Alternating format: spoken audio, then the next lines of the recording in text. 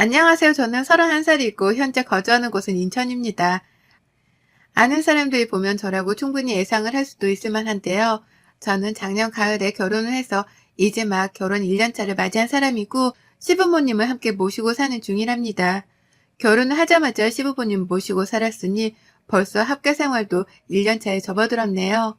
남편은 저보다 4살 연상이고 저랑 둘 다 근무지가 인천이라 현재 사는 곳에서 부담 없이 출퇴근을 하고 있습니다. 따로 월세를 내야 하는 것도 아니니 경제적인 부담감도 덜 느끼며 사는 중이고요. 하지만 분명 불편하긴 불편한 주거지였어요. 집 명의가 시아버지셨거든요. 집 구하는 게 너무 어렵고 또 다 너무 비싸서 쉽사리 결혼을 하자마자 신혼집을 구할 수가 없었습니다.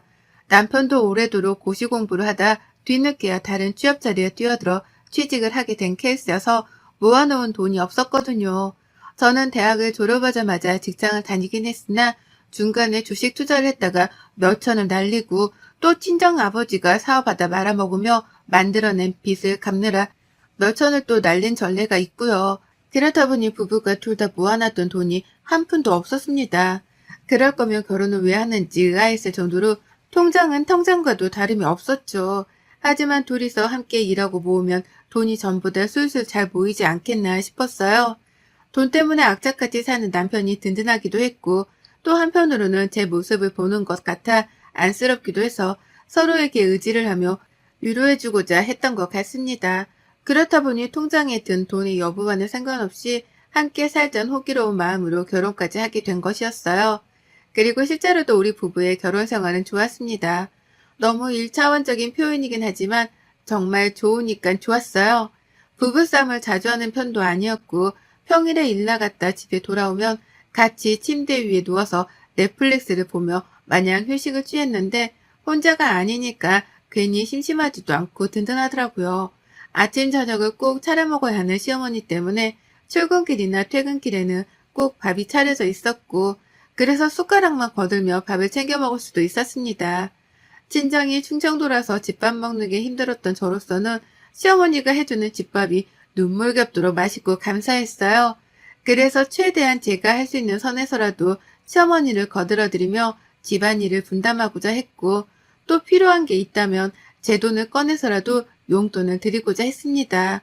직장을 다니느라 바쁜 며느리를 대신해 그만큼 집에서 집안일을 해주고 계셨으니 그에 합당한 금액을 지불해드리면서 감사함을 표현하려고 한 거죠. 시간이 조금씩 지나면서 제 모습을 본 남편이 그러더라고요. 공짜로 사는 줄 알았던 우리 집인데 시어머니께 다달이 월세를 내고 사는 것 같다고요. 불만스러워 하지는 않았지만 굳이 용돈을 주기적으로 드릴 필요는 없다고 말리기까지 하던 남편이었습니다. 의외로 차갑고 냉정한 모습에 제가 다 놀랄 지경이었죠. 자기 부모님께 용돈을 드리는 걸로 불쾌했으니 말이죠. 하지만 저는 남편의 말에 개의치 않았어요. 그리고는 얹혀 사는 입장에서 감사함을 표현하자는 마음으로 어머니께 꾸준히 용돈을 드려왔습니다. 그런데 한 4개월 정도가 지나면서였을까요? 이번에 남편이 아닌 시아버지께서 불편해하기 시작하더라고요. 제가 시어머니께 용돈을 드리는 것에 대해서 말입니다. 아버님은 딱히 하는 일도 없으셨고 아직 연금을 받는 나이도 아니었기 때문에 집안에 들어오는 돈이라고는 정말 한 푼도 없었거든요. 그 바람에 어머님이 중간에 파트타임으로 아르바이트를 여러 뛰며 살림을 챙기고 계셨고요. 가진 재산이라고는 하나 있는 집 한 채가 전부였고 그마저도 아들 부부가 얹혀 사는 바람에 네 식구를 감당해야 하는 상황이셨습니다. 그러니 제가 죄송스러워한 건 당연했고요. 하지만 시아버지는 제가 어머님께만 용돈을 드리고 있다는 걸 아시고선 불같이 화를 내셨어요. 시부모를 두 편으로 갈라내서는 한쪽에만 용돈을 퍼주고 한쪽에다가는 1,000원짜리 한 장도 쥐어주질 않는다며 엄청 섭섭해 하셨죠. 제가 밥을 해주는 게 감사해서 그에 합당한 생활비라도 보태드리자는 마음으로 용돈을 드린 거고 그 돈으로 어머님은 다시 살림을 하는 데 보태 쓰시고 있으니 결국 혜택을 받는 건 시아버지시라며 충분히 설명도 드렸고 오해도 풀려고 했습니다. 노력을 무진장했어요. 하지만 이미 제 행동에 섭섭함을 느꼈던 시아버지는 그 어떤 말도 진지하게 들어주려 하질 않으셨답니다. 그리고 그때부터였어요. 시아버지가 저를 다방 아가씨로 취급하기 시작한 게 말이죠. 제가 사무직이긴 했지만 회사에서 하루 종일 앉아 오는 전화 받고 업무 처리하며 있다 보니 체력적인 소모가 컸습니다. 정신적인 소모도 그에 못지않게 컸고요. 집에 가면 시어머니가 차려주신 따뜻한 밥을 먹으며 배때기라도 불리는 게 나름의 소소한 행복이었고, 그래서 평소처럼 집으로 후딱 퇴근을 했는데요. 아버님이 웬일로 저를 바로 찾으시더라고요. 무슨 일인가 싶어 가보니까 저한테 보온병 하나를 쥐어주시는 겁니다. 거기에다가 믹스커피를 타오라고 말이죠. 처음엔 아무 의심을 안 했어요. 부엌에 나가서 커피를 만들어 오는 게 귀찮으니 미리 보온병 큼지막한 거 하나에다가 믹스커피를 대량으로 타서 아무 때나 드시려는 건가 싶었습니다. 뭐 사람이 귀찮으면 충분히 그럴 수도 있었으니 이해가 갔죠. 그래서 저는 믹스커피를 타라는 대로 탔고 열심히 섞고 맛까지 확인하고는 시아버지께 가져다 드렸어요. 맛 좀 보시라고 하면서 말이죠. 근데 그 순간 아버님이 제게 그러셨어요. 이야, 며느리가 타주니까 확실히 커피 맛이 땡기네. 이 맛에 다방 여자들을 쓰나 보다. 라고 말이죠. 귀가 멍했어요. 그 말을 듣자마자 내가 잘못 들었겠거니 싶어서 정신을 차리려고 애를 썼습니다.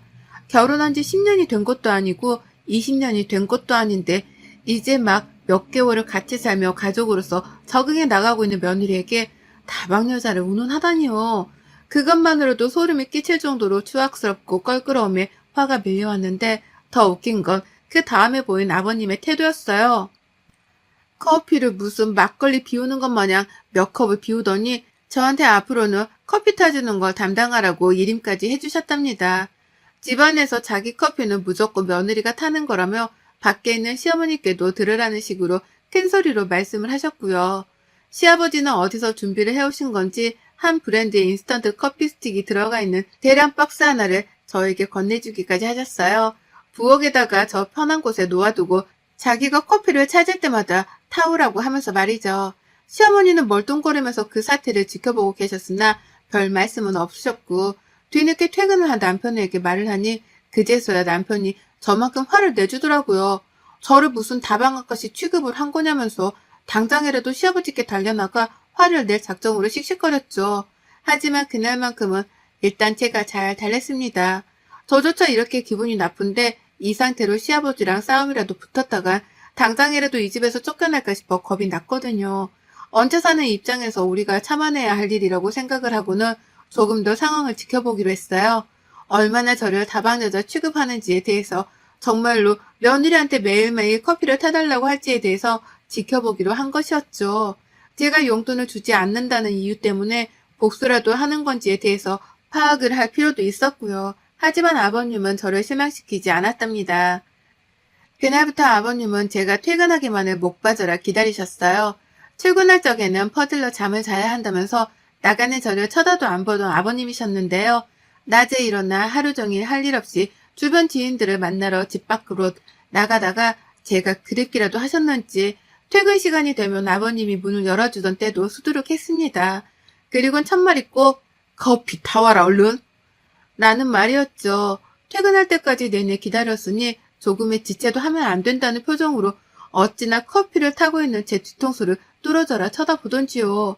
한 번은 저희 남편이 퇴근하고 왔다가 그 꼴을 보고는 까무라치며 아빠 뭐해? 라며 소리를 쳤는데 시아버지는 미동 하나 없이 저를 보면서 커피 타주는 거 구경하잖아 라고 하셨답니다. 남편은 그게 또 기분이 나쁘다며 왜 그걸 이 사람이 타는데 아빠가 타도 되잖아 라고 받아쳤지만 시아버지의 대답은 아주 평온했죠.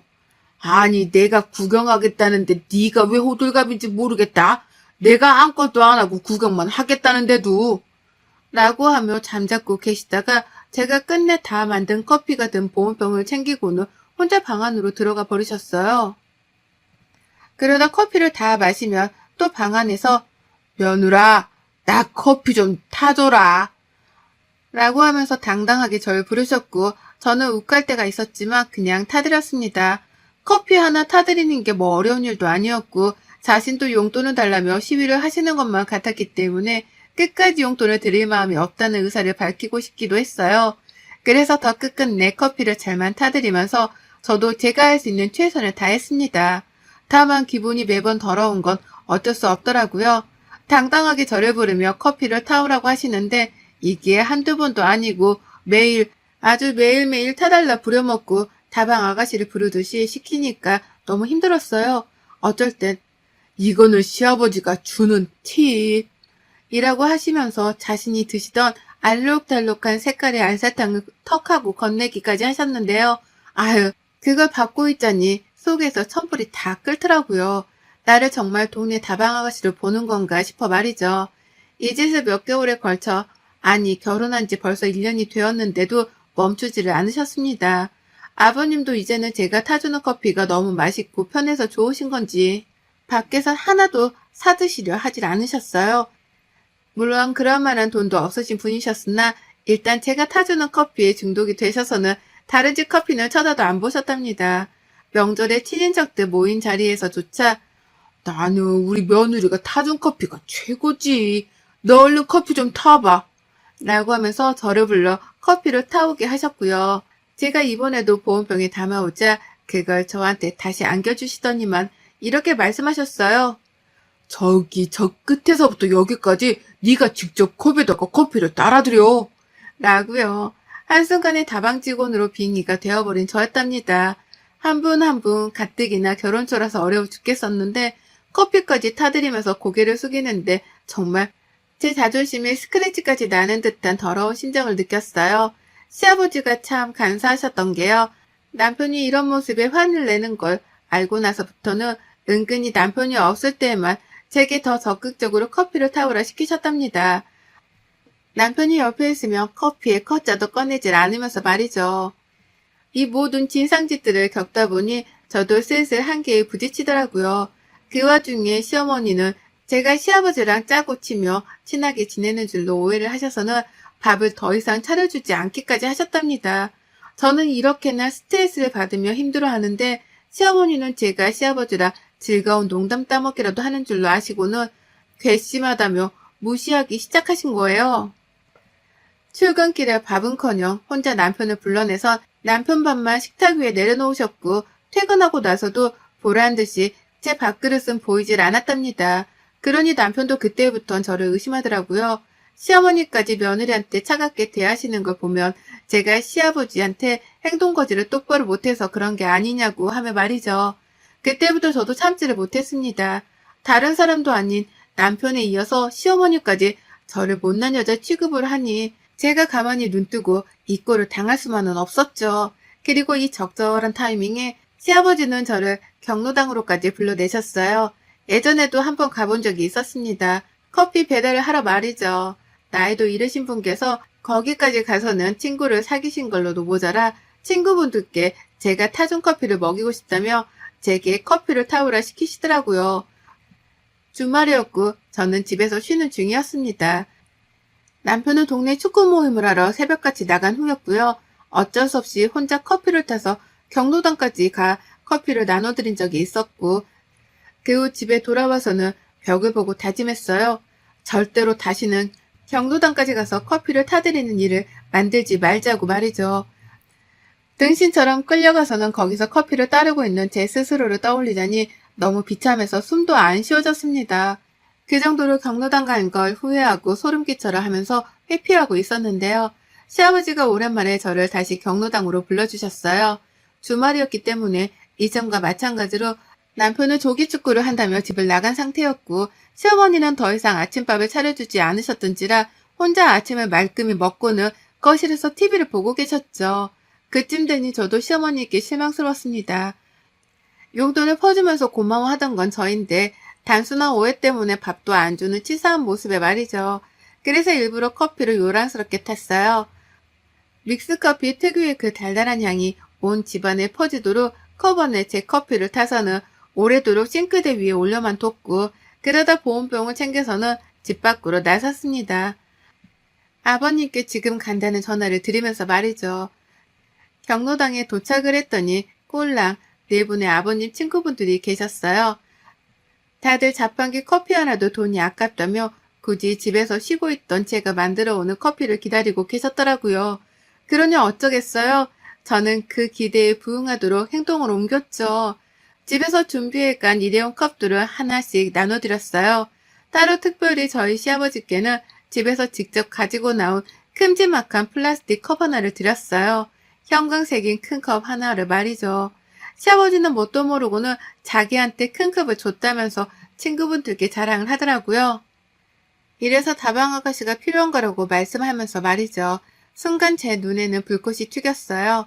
며느리를 며느리라 소개해주지도 못할 망정 그 앞에다가 대고 다방 아가씨라 재차 표현을 하며 제 커피를 받아내려 하셨던 시아버지의 꼬락서니를 어찌 해줄까 한참 고민했죠. 그러다 커피를 따라 드렸습니다. 보온병 안에 친이 끓여서 뜨겁게 달여온 그 내용물을 컵에다가 따라드린 거예요. 순간 시아버지 표정이 찡긋거리는 게 보였어요. 아버님은 이게 뭔가 싶은 표정을 보이면서 컵 안의 내용물을 차근차근 살펴보려 하시는데 저는 그런 아버님께 일단 잡수세요. 몸에 좋은 걸로다가 가져왔으니까. 라며 재촉을 했습니다. 그러니 시아버지께서는 제가 무슨 보약이라도 가져온 줄을 아셨는지 냄새가 구수하네 라고 하면서 벌컥벌컥 마셨어요.